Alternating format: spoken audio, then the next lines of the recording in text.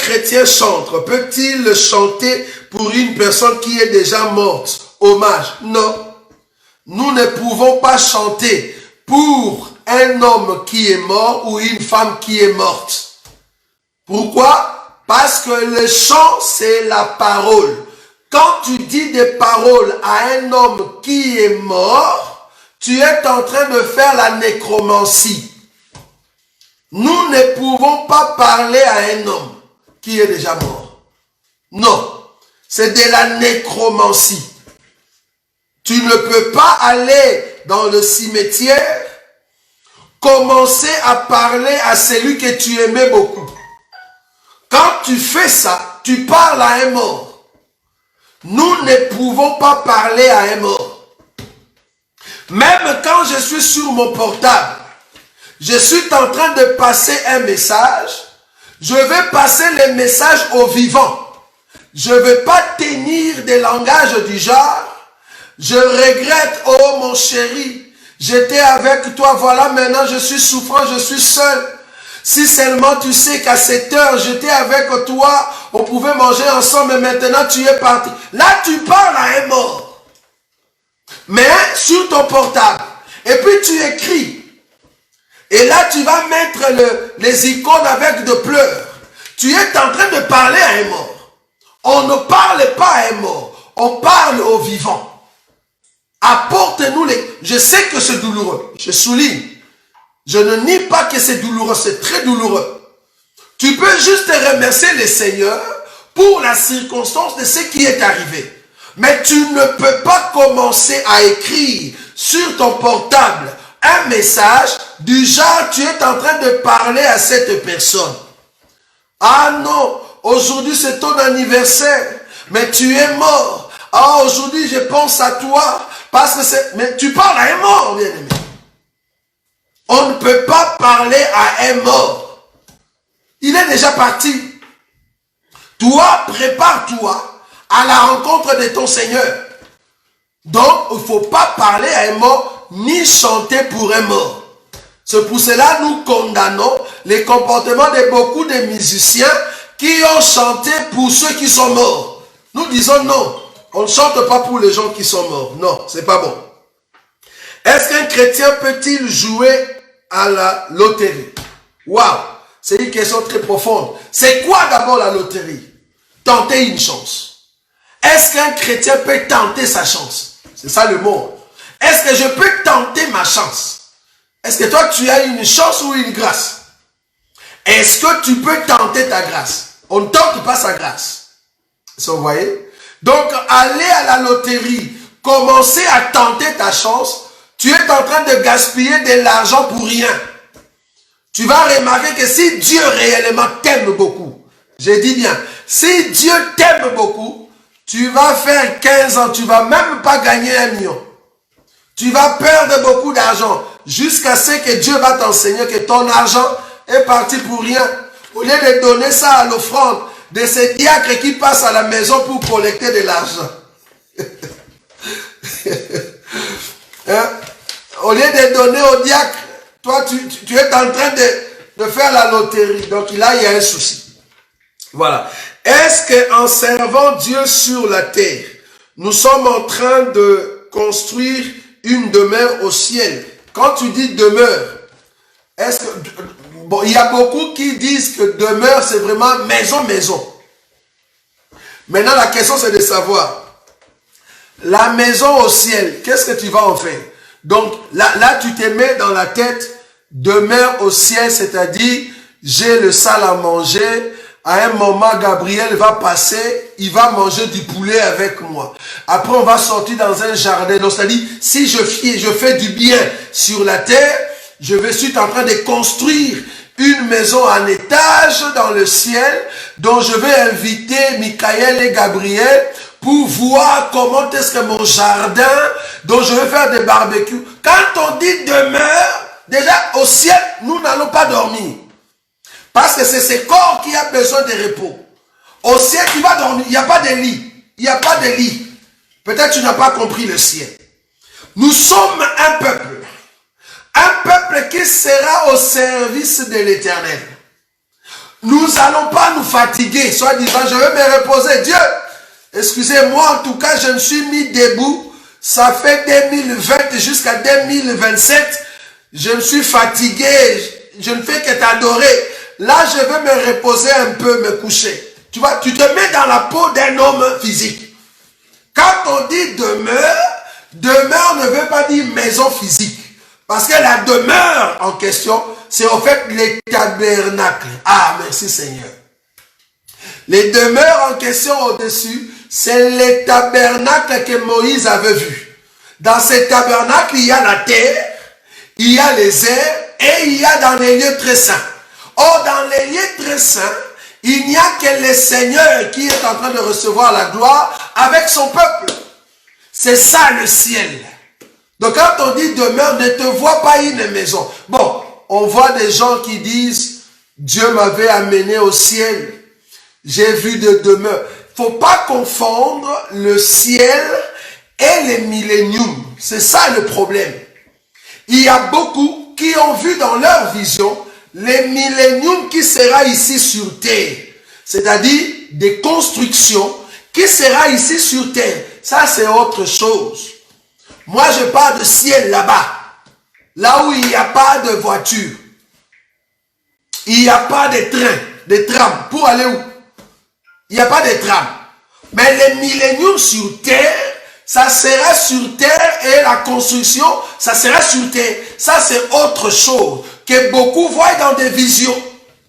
Que beaucoup voient dans des visions. Ça, c'est le millénium qui sera sur terre. Mais est-ce que dans le ciel, pourquoi avoir des trams au ciel? Un métro. Est-ce que le métro viendra à l'heure? À 11h30. Pourquoi? Est-ce que là-bas, il y a la notion du temps? Pour avoir des métros, des bus, Stib. Des bus, quel bus? Des lines. Les bus Stib. Là-bas, il n'y a pas. Il n'y a pas de bus Sotras, Steka. Il n'y a pas. Donc, dans le ciel, tu ne vas pas construire une maison. Si tu es un enfant de Dieu, toi-même, tu es la maison que tu es en train de construire. Et c'est comme ça que quand tu vas aller au ciel, les dieux qui t'a préparé une place dans le millénium, tu vas te retrouver, je suis d'accord. Ça, c'est le millénium. C'est différent de l'enlèvement quand nous allons au ciel. Je parle de millénium qui sera sur terre. Là, il y aura des demeures, je dis Amen. Mais dans le ciel, non. Voilà, nous allons prendre encore une question. Un enfant de Dieu qui a les tatouages, peut-il accéder au ministère? Oui. Je dis oui. Cependant, il ne va pas exhiber ses tatouages, c'est-à-dire du genre, je viens ici, j'avais mis, comment on dit, un cachet ici de lion, et j'ai écrit, j'aime Satan, supposons. Ou soit je mets un signe de franc-maçon. Maintenant, étant ministre en Dieu, c'est la honte d'avoir cela. Je ne vais pas commencer à l'exhiber. Donc, qu'est-ce que je serai condamné? Parce que tout ministre, c'est un modèle. Il doit mettre des chemises pour cacher ses tatouages. Est-ce que vous voyez ça? Donc, un homme de Dieu qui est en train de nous montrer ses tatouages, il a un problème au niveau de la conversion. Donc, tu dois cacher ses tatouages. Pourquoi? Parce que tu es devenu un modèle. Tu dois cacher tes positions anciennes pour montrer aux gens que tu as changé complètement, parce que c'est lui qui est circoncis dans le cœur, il doit l'être extérieurement. Donc, il faut cacher ces choses qui est sur ton corps. Un pasteur peut marier une femme de vierge. Waouh! Que de questions! Vous aimez beaucoup de questions.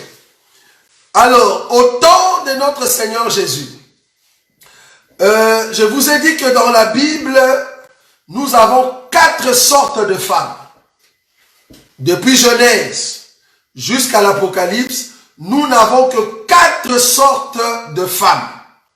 Nous avons la Vierge, nous avons la femme mariée, nous avons la veuve et nous avons la prostituée.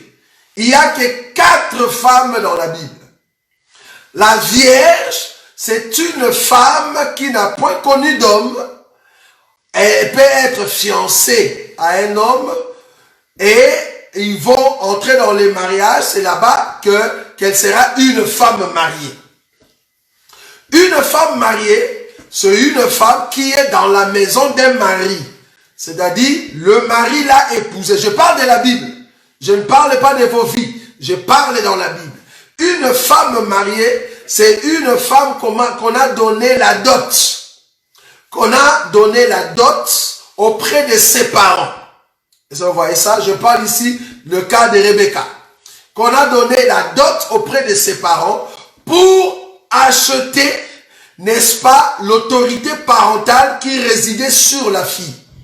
Alors quand on paye la dot, on peut prendre cette femme et l'amener dans sa maison et on l'épouse. Je suis ici dans le cas de cette femme était au départ vierge et que cet homme va le devenir dans la maison.